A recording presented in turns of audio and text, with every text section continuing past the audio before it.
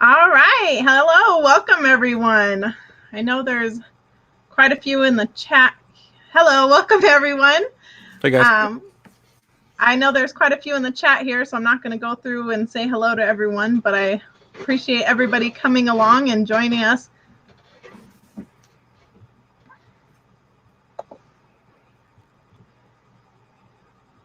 Hold on. I got a little echo here. That's my fault. I had the video pulled up for the chat, so I apologize. No, I think it's me too. Just a rookie at this. So John, tell me a little bit about yourself. I know that you've been reselling for 3 years, or you've been reselling for 13 years, but you've been on YouTube for 3 years. Is that correct? Yeah, that's right. Yeah, when I started reselling, I was really only doing like sporting goods stuff because I was working at a sporting goods store. So like that was my bread and butter. And then over the years, I just learned more and more, niches. And then I have been watching YouTube videos for a little over 3 years and just trying to like be a sponge and learn so much from everybody. And I feel like in the last 3 years of just watching everybody else, I've learned so much more than I did in like, those first 10 years. Yeah, you can definitely learn a lot from YouTube. It's just amazing. I mean, even like when I go to search something, like I was having trouble with my editing earlier, and I went and searched it and found exactly what I was looking for. It's just a huge Google search engine, basically. Yeah. Crowdsourcing is great. I do it a lot. Like I'll be making a video. It's like, oh, I picked this up. I don't know what it is. And then there's 5 comments like, oh, this is what it is. And everybody's educating me. Yes. So tell me a little bit about I know you've got a little one, you got 2 little ones at home, and then you have a foster child. Is that correct? Yeah. So I've got 2 children of my own. My son is 11 months old. My daughter is 4 years old. And we have a foster daughter who is 15 years old. Mm-hmm. Nice. Yeah. So it keeps us busy for sure. Yeah. You're very busy. That foster parent, that's an awesome thing. Yeah, we've been doing it. So we've had our license now, I think, for like a year and a half. Mm-hmm. Our current placement, Miss A, has been with us for 10 months. Cool. Very neat. Very neat. So I've heard you have a long commute to work. How's that commute to work? Yeah, it's about 7 minutes. I used to work out in my basement. I did that for about a year, and it just wasn't really working out. I needed to get a warehouse. I don't know how much of my backstory or how much of my old videos you've watched. I used to have an online auction business called LookWhatIFound.bid. I still own it, and I've just franchised out the locations. With our kids and taking in foster kids, it got to be a little bit too much on my plate, so I kind of shifted gears a little bit. So I had a huge warehouse there, and that was about a 30-minute commute. So when I stepped away from that, I decided to work in the basement for a while and just see if I could make it work. Didn't quite work out, so I found a warehouse really close. It's only like 7-minute drive, and that's working out really well. I've been doing that for 8 months now. Very neat. So I asked a couple of people in the chat that were here early because they were pretty excited about this live interview along with me. And one of them was Chris from Old School Picks, I think, or Flips. I can't remember which. Everybody's got Picker or Flipper. I can't keep track. But he said, if you could interview anybody, who would you like to interview? I saw that in the chat too, so I had to give it some thought. I think it would be Bob Dylan. I'm a huge Bob Dylan fan. I've listened to all his music and just really enjoy it. I play guitar and drums myself, so I love all of Bob Dylan stuff. So I probably want to interview Bob Dylan. That's pretty awesome. So I heard on previous videos that you and Lonnie were doing like the garage sale, and you were kind of moderate. What is the word I'm looking for? You were kind of talking over his videos. I kind of had a fun idea that I would like to see if you guys get a chance to, when we get to go back to thrifting and garage sales. I want to challenge you guys to spend either 5 or 10 minutes in a garage sale or thrift store, whatever you choose, and see who can come out with a better item in 5 minutes or 10 minutes. 5 or 10 minutes. So we each get to go to one garage sale? Yeah, garage sale or thrift store, whatever you choose of your liking. I think I'd win. I think I'm at an advantage, and Lonnie's at a disadvantage. I'm very, very lucky. Cincinnati is a fantastic city to garage sale in. I've been like all over the country. I've garage sale maybe in like a dozen different states, and at least what I've seen where I've been, like nothing seems to compare to Cincinnati. I don't know what it is, but like we have really good garage sales. So I feel like just the odds of me having the luck of a better garage sale would put me at an advantage over Lonnie. Yeah, I actually want to travel there. I mean, to see my family. I've got a cousin there, and I've got my brother there, and my nieces and nephews. I would like to go there and thrift there, or garage sale, or buy a storage unit. I don't know. I was teasing my husband because we have a camper that we go camping in the summer, and I was like, we can drive there. We'll stay in the camper on the way there, so we don't have to get a hotel or anything.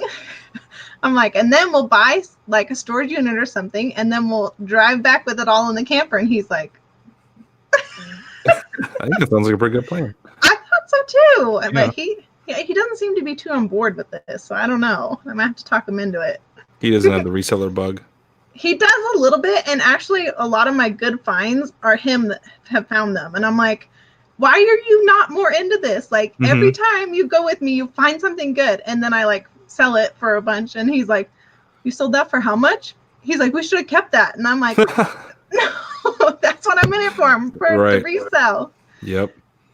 My buddy Tommy Bernard's in the chat real quick. I just want to answer his question. He asks if I found it more distracting and if I was less productive when I worked at home. Yeah, a little bit. I really enjoy separating work and home, like just going into work, kind of clocking in 9 to 5 and then coming home and being family time. Like it's harder for me to intermingle the two and be productive at both. So yeah, I don't know if I've missed the chat of his or what, but the StreamYard's always slower than the other chat.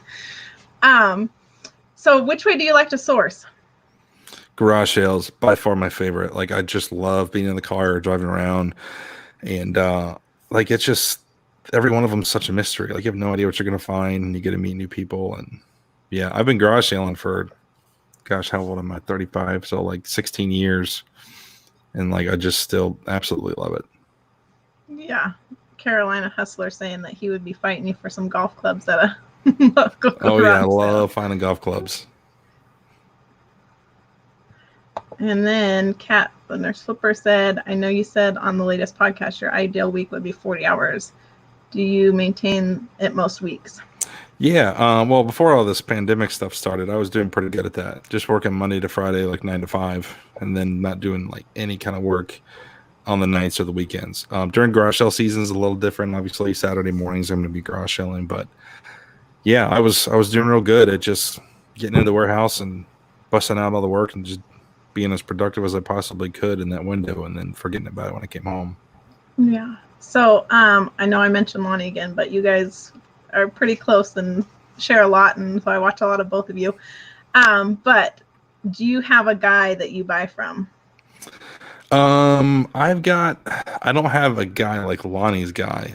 Nothing like that. I mean, that hookup is incredible. Like, yeah, it's really amazing. I do have, regulars, I guess you could say. So I've done 2 videos now where there's a local guy. Their channel is called Mojo Casher Threads. Really fun people. They've got a band. They do a lot of vintage stuff. So that's a repeat source. I've sourced from them 3 or 4 times, I think. I've only made a couple videos, but 3 or 4 times that I've bought from them. But I've got a lot of contacts like that where, if I get low on stuff, I'll just give somebody a ring and try to go source their stuff. That's pretty awesome. I don't have many like that. I've been trying to kind of get into that. I bought recently before everything happened from a guy that had a storage locker that he was getting rid of because he had a thrift store and things went downhill, and so he was like, I'm just trying to get rid of stuff. And I bought this storage unit, and I thought there was only a couple of boxes, and I ended up going there with my pickup truck, and I filled it up, and I was like, that's a good thing I brought the truck and not the SUV, because we would have never made it home. We would have been looking like the Beverly Hillbillies. But I'm definitely looking to get to that point because I've had some scary interactions with people. I mean, being a mom with a little one, and female, it's like, I'm getting nervous about going to some of these, but most of the time I just garage sale or go to the Goodwill outlet or bins, whatever you want to call it. Yeah, I feel like the more you put yourself out there, the more you're going to get contacts like that. Like I feel like almost all of my really good contacts now, like for instance, Mojo Cash or Threads, they saw one of my videos and reached out to me. A lot of people, they found me through YouTube, and then we get this business relationship going. So yeah, like the more your channel grows and the more you put yourself out there, being at garage sales, handing out business cards, saying like, yeah, this is what I do, you'll get a lot more of those regulars. Yeah, that actually brings me into, I was going to ask you if you still give out your card. I know in the beginning you'd always be like, hey, I'll come get your leftover stuff. Yeah. I don't do so much with the leftovers because I don't have that 4,000 square foot warehouse anymore to put this stuff. But I do have a card that, it says buy, sell, trade, and it has, maybe 10 things I'm interested in. Obviously, I buy more. Yeah. But yeah, a lot of times the garage sales will ask for something, or they'll say they have more of something, and obviously they don't want to get it then and there. So I'll give them a card, and it's maybe like 10% success rate. People will call me. That's awesome. I want to answer Chris Old School Pickers question here. Who is your favorite Reds player of all time? I would say Chris Sabo. That was the 1990 World Series team when I was growing up, so I'm really nostalgic for that, and I love his rec specs and just the way he played. So Chris Sabo is probably my favorite. What is your favorite thing to flip? Probably sporting goods, or sports memorabilia, just because like that's my wheelhouse. Working at the sporting goods store for so long, I learned a lot of good bolos, and I guess I'm just most comfortable doing it. Yeah. I love finding rare golf clubs, rare baseball bats, tennis rackets, basically gloves, or Cincinnati Red stuff too. It's hard to flip the red stuff. Like my whole basement is just like full of red stuff, so a lot of times I'll hang on to it for a while before I sell it. Yeah. When did you notice that you were like big in YouTube, or somebody asked for your autograph? Oh God, my autograph. So I've been doing this 3 years now, and I think it took me like a year just to get to maybe like 2,000 subscribers or something like that. And then even at like 2 years, I think I was only at like 6,000 or 7,000. Last summer, I feel like, my channel just kind of took off. It was kind of crazy. Like a couple videos just went viral, and then I started getting a lot of subscribers. So I think a lot of people that watch me are local. So I'll be at garage sales, and people will just shout like, "Hey, Cincinnati Picker!" Like I'm easy to pick out because I'm always wearing this hat. Yeah. So I don't know if they recognize me or they recognize my hat, but either way, it's cool.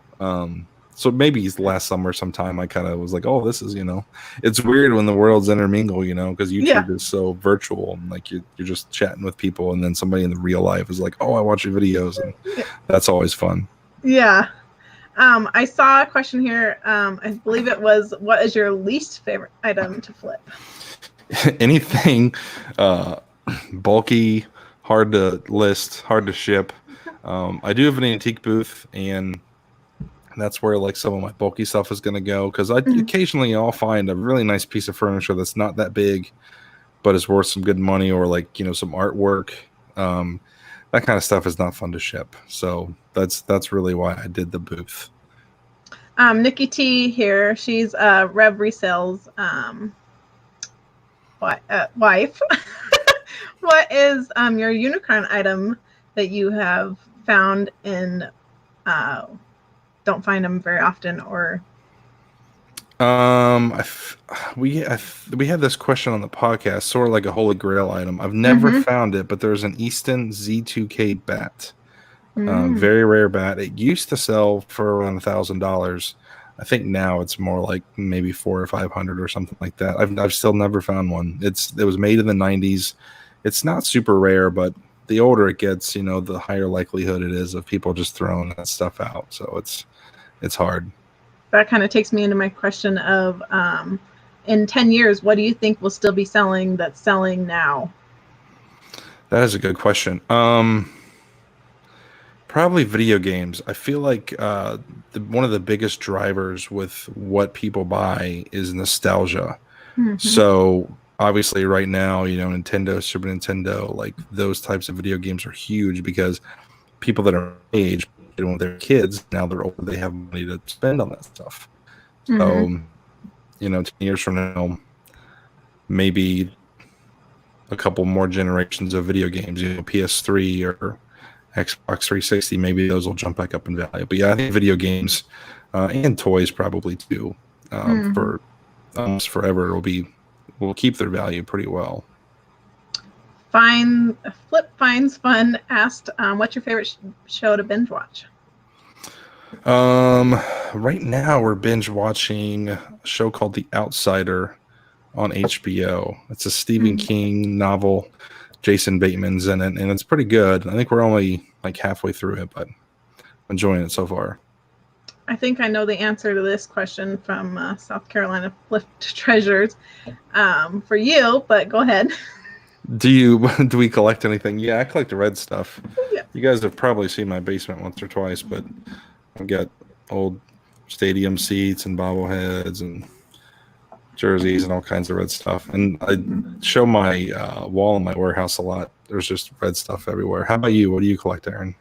I kind of am a collector of games because I love family game night, and I also love selling games. It's a little bit of tedious work to make sure that all the pieces are there if I buy them like pre-owned, but I just love it. I love game night with family, so games I think would be the one thing that I collect.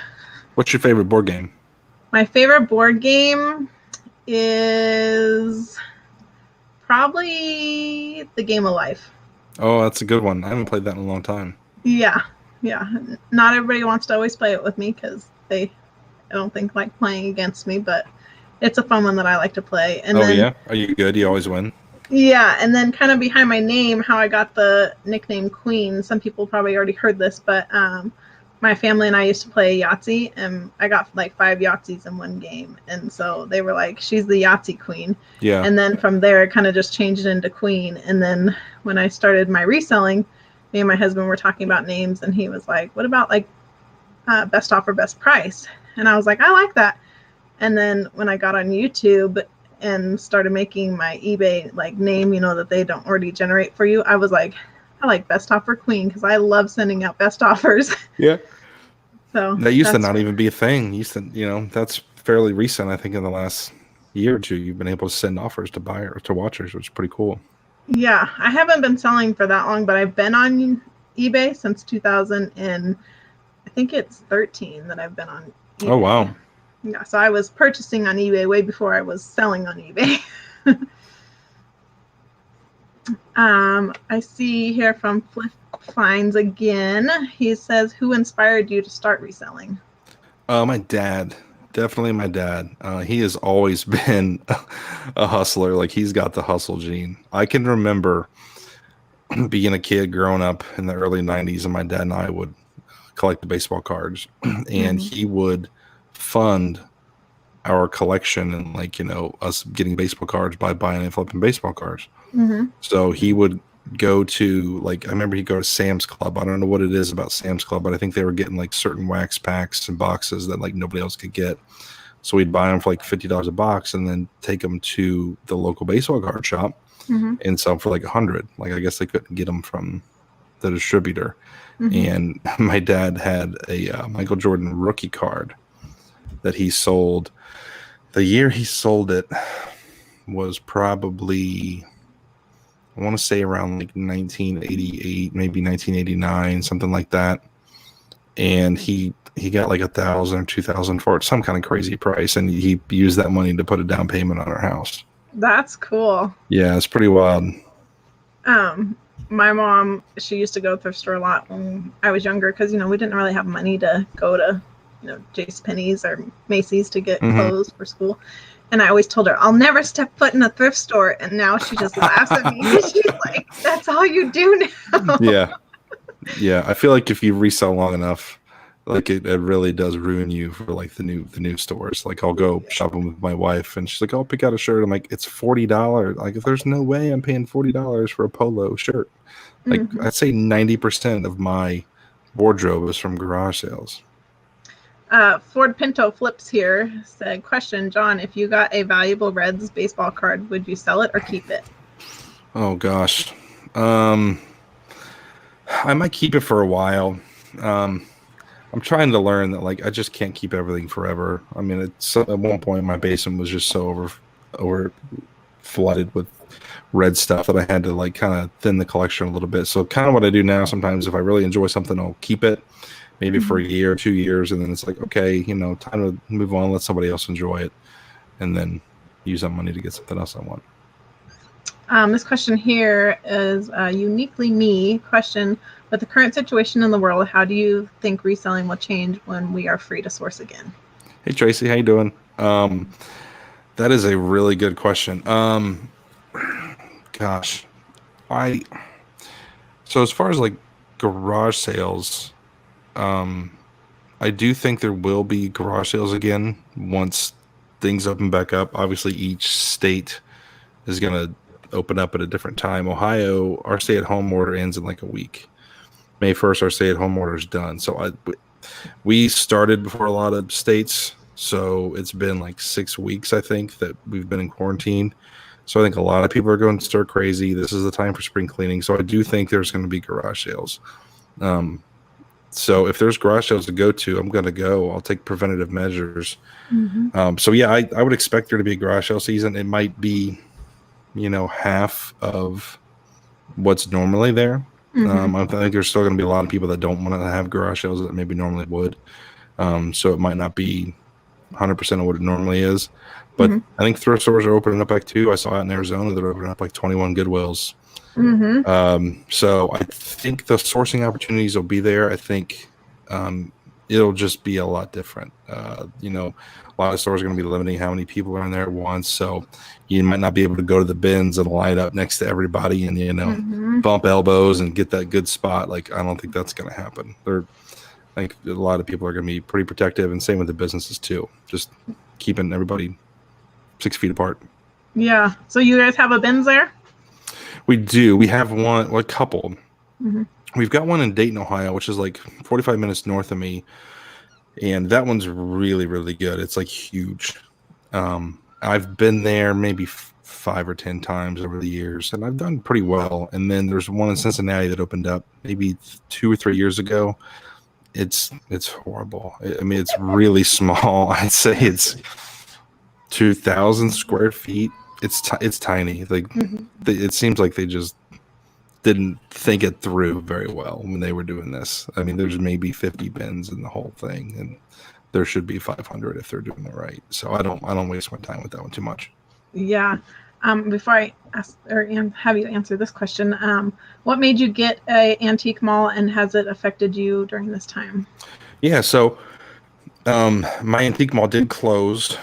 I think it's been 4 or 5 weeks ago, and it might be a while so they can open back up. I don't know if everything's going to open back up May 1st, so it might be more like June when they can open back up. But it hasn't really affected me. Luckily, they didn't charge rent for April, but it's been really good. When I opened it up, I didn't want it to compete with eBay. My thought was that there's a lot of things that I want to sell, but I don't want to move it through eBay. Like record albums are a perfect example. Like record albums are really tricky because the condition a lot of times can be subjective. I don't want to get into like grading albums, you know, like because what I see is like very good, somebody else sees is just good. Like it's just opening up to big can of worms because most of the time they're not super valuable, you know. They're like $10 records. Like I don't want to go through all that hassle to get $10 and then just get like an INET or a return. So like I've been selling a ton of records out of the booth. Artwork is another thing that's good. So I'm really trying to just buy specific things for the booth and then buy specific things for eBay and not let them compete against each other. But sales have been fantastic. My viewers have been really supportive of me and shopping the booth, so I couldn't be happier with it. That kind of brings me into, I was going to ask you if there's a method to your madness of your organization with your bins that you have at your storage unit. No method to the madness. Just whichever one has space is what I list in. In hindsight, I definitely should have gotten clear bins just so I could just see how much is in each one. But yeah, I just find an empty bin or something that's half empty and just start filling it up again. That sounds about how I do it too. Yeah. I'm like, oh, let's put it in A bin today. Right. So Frank at Struckleluck here was wondering if when baseball season starts up again, will you go again?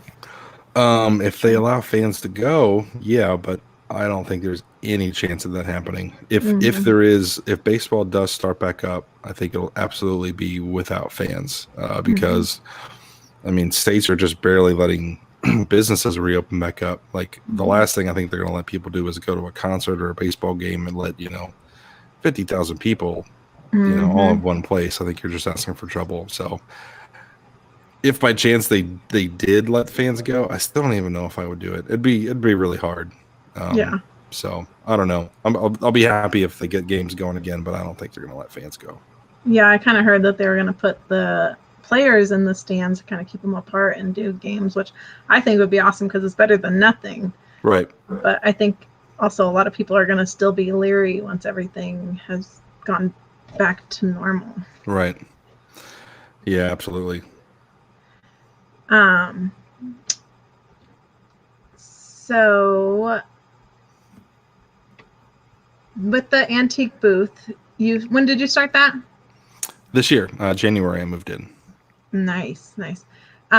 So you don't cross post anything. You kind of just stick to your bigger things and stuff that you don't really want to do on eBay. Yeah, I don't really do any cross posting. I've got too many things I'm juggling already. I'd forget to take something down off of something and then have to do seller can't fulfill or something, and I don't want to mess with that. Yeah, that's kind of how I am. I sell on Poshmark and eBay, but I try and keep like all of my clothes on Poshmark and then like all my other stuff on eBay because I don't want to be like, was it on there? Was it not on there? And then it sells both at the same time or something. It's like, oh no, that's too much. It looks like Ford Pinto Flips here has another question about baseball cards are on fire right now. Do you think after the C word, they will drop like video games and game systems? Probably, yeah. I'd say anything that's hot right now due to quarantine will likely drop once all this is said and done. People kind of get back to normal living. Yeah. So does your wife work anywhere, or does she mostly do the other channel, or what is your wife? Yeah, she primarily does contract work, training and development. So she makes training videos for companies. So she does a lot of that, and then her hobby also is to do the Be the Village channel. That's all about our foster journey as a family. That's awesome. Was she working before you guys started the YouTube channel, or? Yeah, she had a full-time job for a while and just recently quit it about a month ago because she wanted to be home more and saw the opportunity to be able to do a lot of contract work, kind of to make her schedule a little bit more. So she's been doing that. I have a question here from Midwest Pickers. I am very bad with celebrities. Like it could be somebody I know, like that Ellen Game a Game show that she has them hit the button on who it is. I would be terrible at that because I can see somebody's face and then I'm like, oh yeah, that's so-and-so. So this question is more for you here.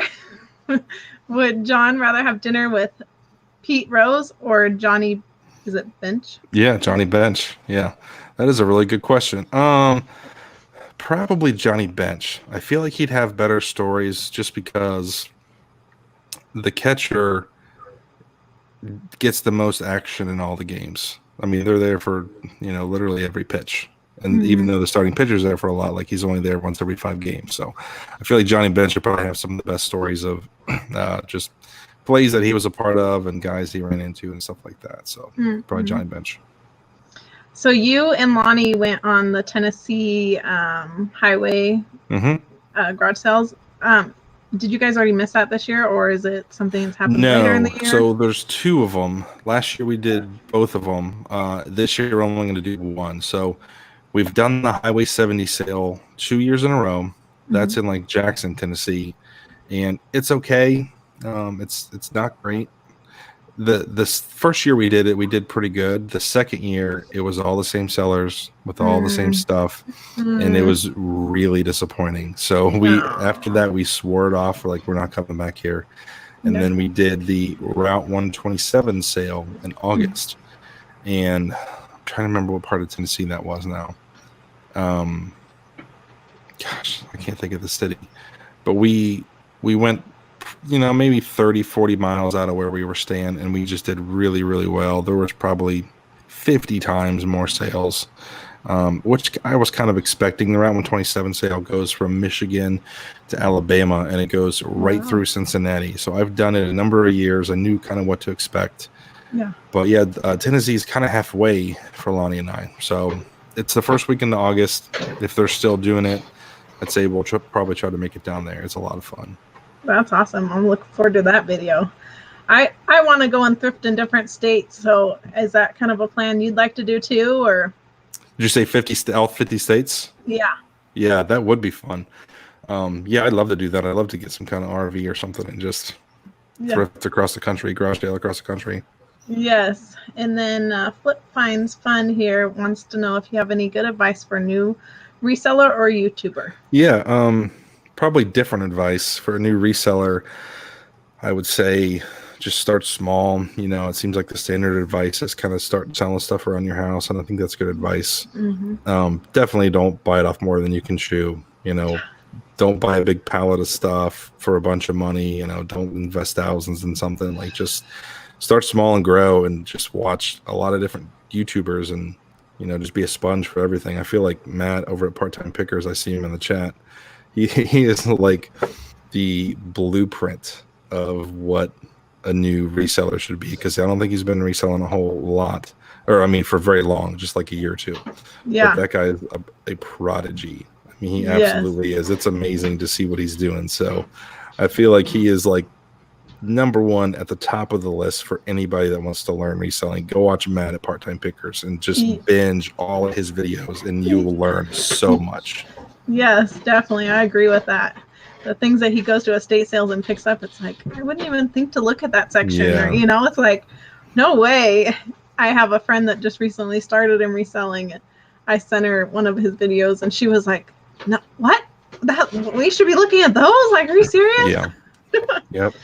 So, yeah, definitely have learned a lot from you and Lonnie and Matt and Kevin at Commonwealth. I've learned a lot from all of you guys, and I continue to watch you guys and support you guys. And it's funny because when you're not on YouTube, you don't realize like you should like subscribe and like and comment, and then like you get into it and you're like, it's so much fun to see comments and have new subscribers or likes on your videos.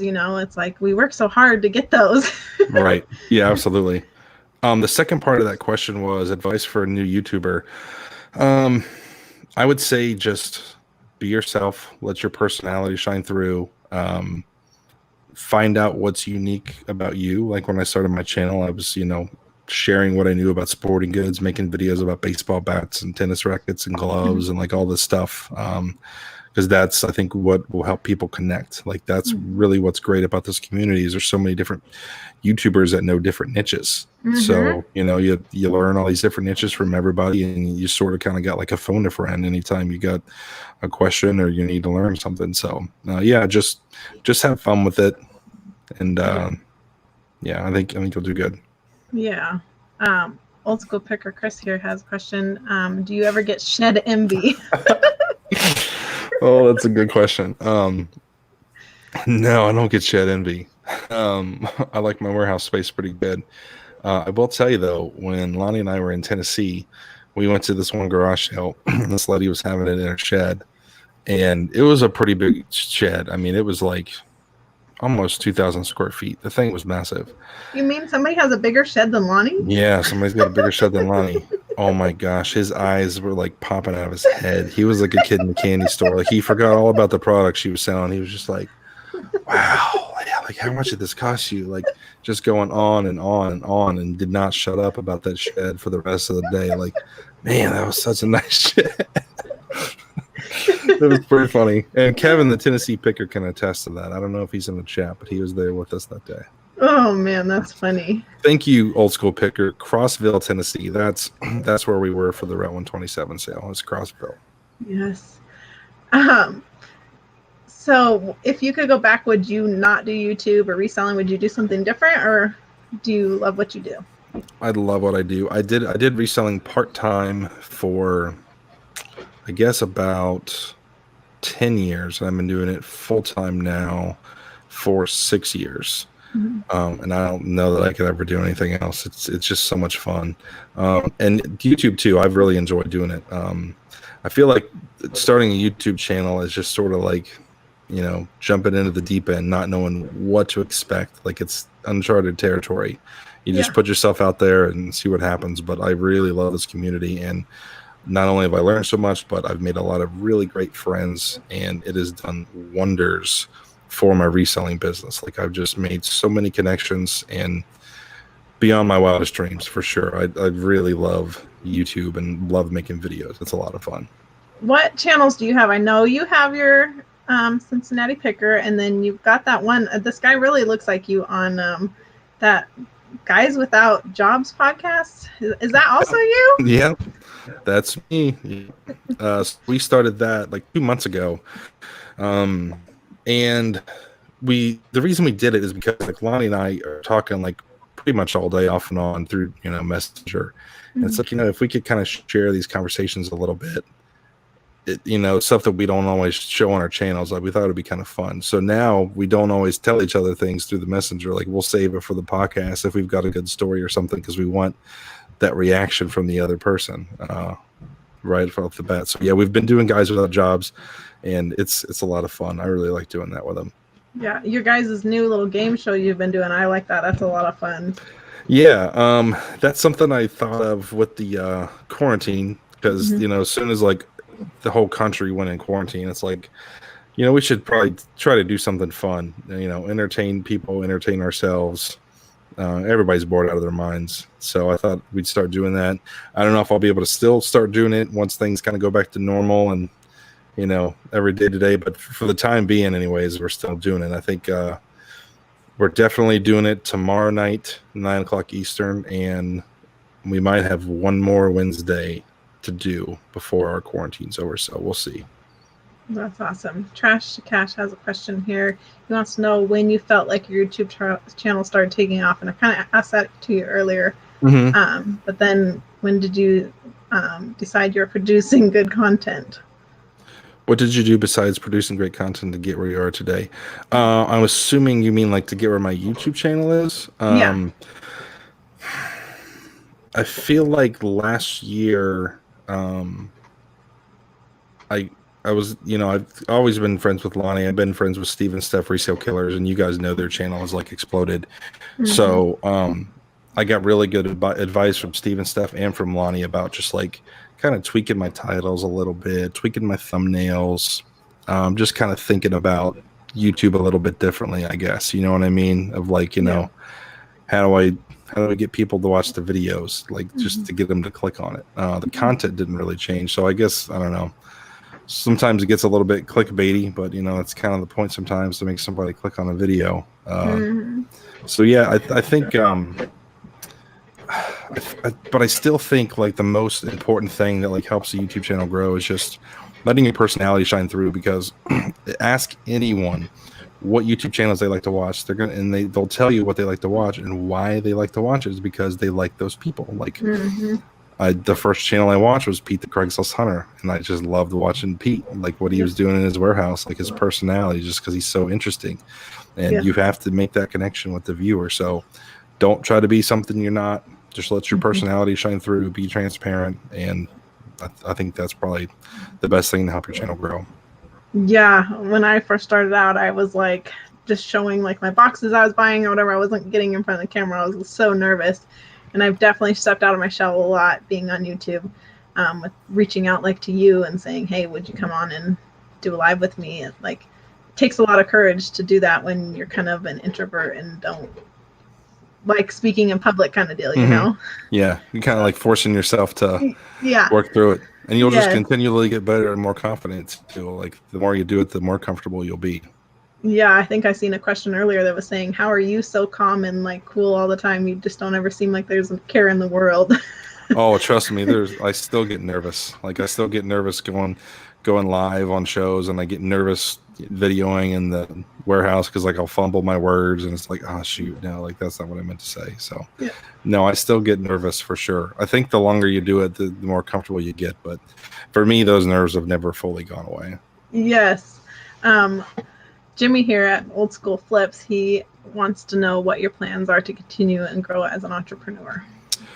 I think I just want to continue to branch out what I do. I don't know if I want to sell on like a dozen different platforms or anything like that, but one example is opening my antique booth. And I think that's likely going to lead to 2 booths, maybe 3 booths, just depends on what happens with it. Yeah.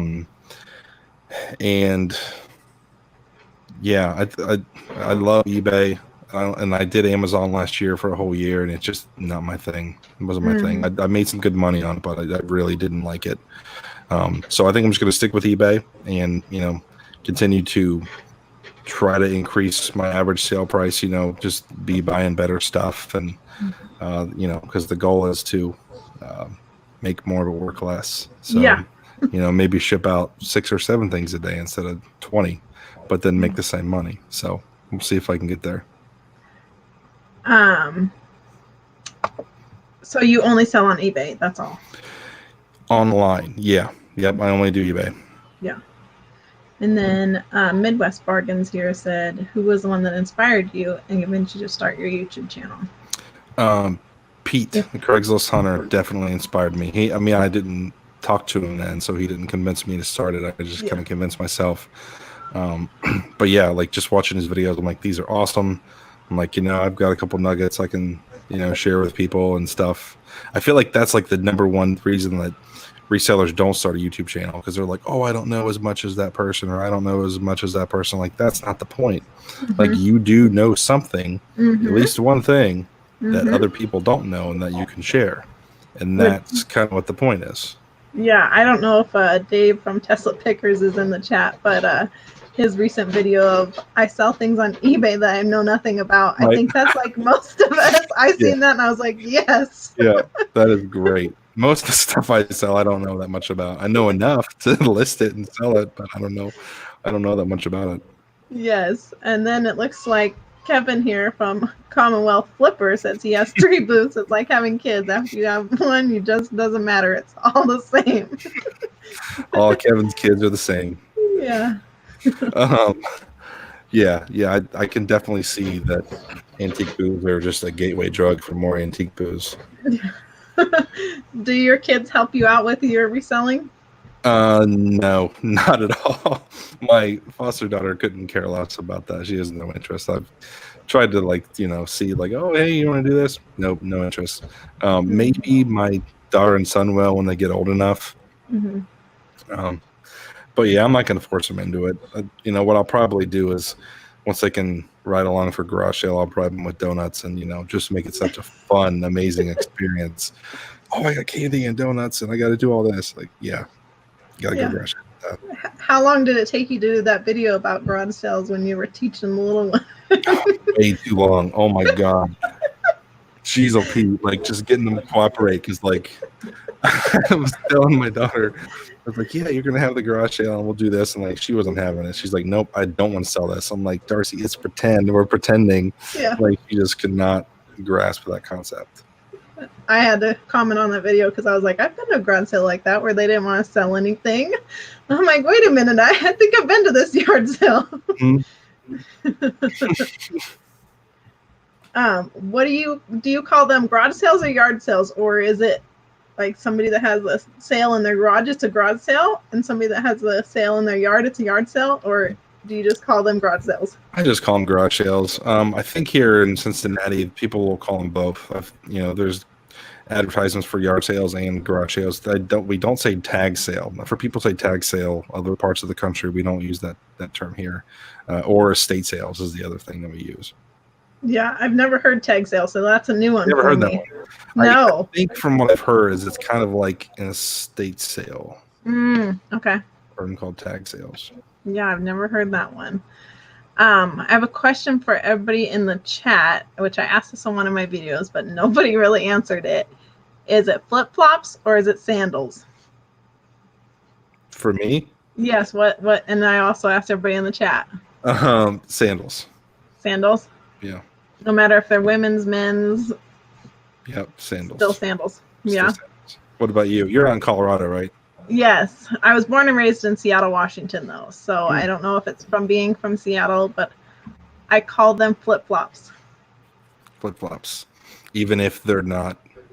So if they're like a full sandal, like they cover the back and everything, they're still flip-flops. Yes. Interesting. Yes. I didn't know this was like a debate. Or like people called it different things. I never even really gave them a thought. That's cool.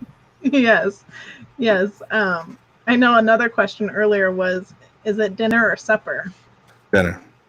Dinner. That's what I said. But Chris from Old School Picker said that it's supper because in the South, dinner is lunch also, is what I believe I heard and learned today. Yeah, yes. I've heard a lot of Southerners call it supper. Yeah. Do you sell like Funko Pops or anything like that? Do you think those will be a reseller for a while? No, those are dying. It seems to me like they're dying more and more by the day. Obviously, there's some still that sell for a lot, but I've got a couple friends that are really heavy into collecting those, and they've been like tracking the sales on eBay, and they're like, these things are dying. One of them tried to get rid of his collection here recently, and he's having a hard time selling them.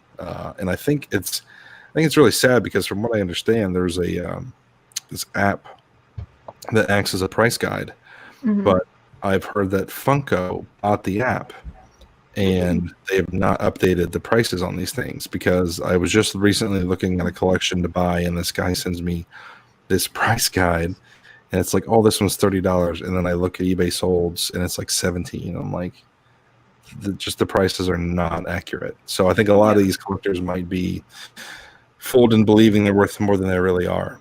But I think like 2 years from now, I think they're going to go the way of Beanie Babies, more than likely. I have some comic books that are kind of rare comic books. Oh, yeah? Would you recommend sending them in to be graded? So what do you think the value of them is, like as is? I'm not sure, because I kind of looked them up when I first got them. My husband was the one that found these and got them for a really great deal. He basically told the lady how much for all of them, because, you know, we watch you guys that say, what would you do for all of it? Yeah. So we've been using that method, and it's great. So he got them for a good deal, and I definitely can make my money back without getting them graded. But like one of them that I have is like the #1 Spider-Man. No kidding. Yeah. Wow. Was it from the 50s? I believe so. 50s or 60s. Holy cow. Okay. So I've never sent anything in to get graded, but I do think it definitely pays off with certain things. So I would just look in to see, like, what's going to be the cost? You know, is it $20, $50? Like, do you know what they charge you to grade it? I don't. And I talked to like the local comic stores, and they were like, well, you can bring them in, we'll look them over and kind of let you know what they are graded before you send them in. Because I've heard it takes a while and it costs a little bit of money, but I'm like, you know, that one special one, like it might be really worth it to do it. But I'm also nervous to send it in and it get lost or something. You know, they say that once it's in shipment that they're, you know, they'll insure it and everything. And then once they get it, it's still in their hands. But when they ship it back, then I guess that's where the timeline could be fishy. And so I'm like, ooh. So you don't have any kind of idea what it's worth as is right now? No, I haven't looked it up recently, but I was just wondering from like you that have sold, I've seen you sell some cards that were graded. I don't know if you bought them already graded or what. But yeah, I bought them already graded. I think in general, anytime something's graded, even if it's a poor grade, it increases the value. So it sounds to me like it would be worth it for that. Because even if it gets a bad grade, I think the value that it will go up from that grade is worth more than what you'll pay to have it graded. Tommy Bernard in the chat is saying that you get a discount with Amazon Prime to have comics graded. So if you have Amazon Prime membership, look into that. Yeah, definitely. And I wanted to go back to the question about pancakes and all that. What do you call them? I'm seeing all kinds of questions in here, like Coke or soda or pop. We call it pop in Cincinnati. What's the question? Flapjacks or pancakes? Yeah. Pancakes? Yeah. We call them pancakes. Yeah, me too. Pancakes all the way. Yeah, I think I'm it's a like, lot of there's different Southerners in names. the chat. Yes. Yeah, Southerners create all kinds of names for stuff. Yes. And Chris, I will post them and show you guys, see what you guys think. I'll kind of do a vote on if you guys think I should send them in or not. I mean, they're really good quality, though. It's not like they're really messed up, because this girl that we bought them from, she said her dad used to have a comic book store and collected them. So Oh wow. we hit it kind of a gold mine on that one, I It think. sounds like you did, yeah. Have you made a video of those? I have not. I should. You should definitely make a video just about that #1 Spider-Man comic and tell the story and everything. That would make for a really cool video. Yeah, I think so. It's sometimes hard to come up with those videos and what to do, especially, I got this new GoPro and I'm all excited about it. And I'm like, I want to go out thrifting and show off everything here. Now I can't. Yep. That's got to be frustrating. Yes. Uncle B in the chat. I got a graded garbage pail kid card from Cincinnati Pickers eBay store. I remember that card. Thank you for buying it. Yeah, there was a collection of stuff that I bought that had a bunch of graded GPK cards. I was actually going to see if you had an Atom Bomb one, because my husband, that's what his nickname is in the family. Yeah, I had something similar. I can't remember what the name of the card was, but yeah, I had one similar. It looked like this thing was just blown up. Yeah, I was looking at your store because I don't know if it was Uncle B that bought it or somebody else bought something, and I was like, oh, let me go over there and look. And I know Lonnie had some stickers and stuff that I was trying to get over there, but I think they sold before I got over there. I'll have to go double check. Yeah. Yeah. Do you use a GoPro for your videos, or? Yeah, when I first started, I was just using my phone. I used my phone for over a year. Like I was just getting by with my phone. It was doing the job. And then I got a GoPro 3. I think I got a really good deal on it, and I was like, okay, I'll venture into this GoPro stuff. And I was just holding it like at the garage sale, so like I'd walk up and just kind of have it by my side and try to get some footage. So that wasn't great, but I used that for a while too. I think I used that for about a year, and then I upgraded to the GoPro 7, and I really liked it. It just had this glitch with like you have to like restart it like once every 20 times or something, and it got really old. Like I'd be at a garage sale trying to get my backpack on, to have the GoPro strap, like it wouldn't turn on, and I'm like fumbling with the batteries. I'm like, I'm not doing this anymore. So I finally, like 2 months ago, upgraded to the GoPro 8, and I really like it. I haven't had any issues. Yeah, I got really lucky. My husband again found this. He found the GoPro Hero 8, and I was like, yes, I will buy it. And this guy was just moving out of the state, and he's like, I don't use it anymore. And I was like, sweet. Awesome. Yeah. You're gonna love using it. That's really cool. The battery life isn't great on them. Yeah, I've noticed that. Definitely get extras. I've got 5 batteries, and like for a full day garage sales, I'll use all 5. Yeah, I've noticed that. I have 3 that it came with, but I'm gonna definitely get some more. Redneck Resale was asking what type of cameras we're using to stream right now. I'll let you start. Yeah, just the camera built into my MacBook Air. Oh, nice. I have a Logitech. I don't even know the brand or anything like that, but it seems to work pretty well. It's got a microphone built into it. And I also have a ring light because I'm down here in the basement where there's not great lighting. Yeah, I've got one too. My basement lighting's horrible. Yeah. Do you have any advice for any of us that's in the chat, or anything you would like to add to this? I would say just, have fun with what you're doing. Subscribe to as many channels as you can, and just try to be a sponge to everybody's knowledge. And even if you've been doing this a long time, don't think that you can't learn something from somebody that's only been doing it for 2 months. Like I'm constantly learning from new people, different ways. Like I feel like all the processes and things that I do now is what I've learned from watching other people. It's just improved my business so much. Uncle B, Jimmy here, was saying she's been in the basement for 2 weeks straight. We worry about each other. We're both in Colorado, and he just moved to the basement, and I heard a rumor that his wife was going to put a lock on the door and lock him down there. Oh no! So we worry about each other now. So if anybody else has any questions in the chat, I'll open up the chat here. I know I've kind of popped in a couple questions, but I think I've got all my questions answered, and I really don't want to take up too much of John's time. He was really nice to do this for me, and I know he's got family time to get to too. I appreciate you having me. This was fun. Yeah. Looks like Tommy here said, do you still consume reseller content regularly? I do, yeah. It's harder now, juggling the kids and being at home. But yeah, usually like if I'm just at the warehouse, I've got all kinds of channels and reseller, people that I'm subscribed to. So I'll just watch through their videos while I'm working. I really like doing that while I'm listing items. Like I feel like just kind of, it's not as boring because the listing is by far the most boring thing, of all the stuff we do. I feel like Yes. So I've got to be watching something. Yes. Emily Conway said, do you watch YouTube when you aren't reselling or when you aren't watching reselling? So like, do I watch YouTube besides reselling videos? I believe so. Hopefully she can maybe pop another question in here, but I believe so. Yeah, I watch some other stuff. Yeah, I watch a lot of baseball videos. I'm a huge baseball nerd, so I watch a lot of different Rev Resell, David here was saying, should Pete Rose be in the hall?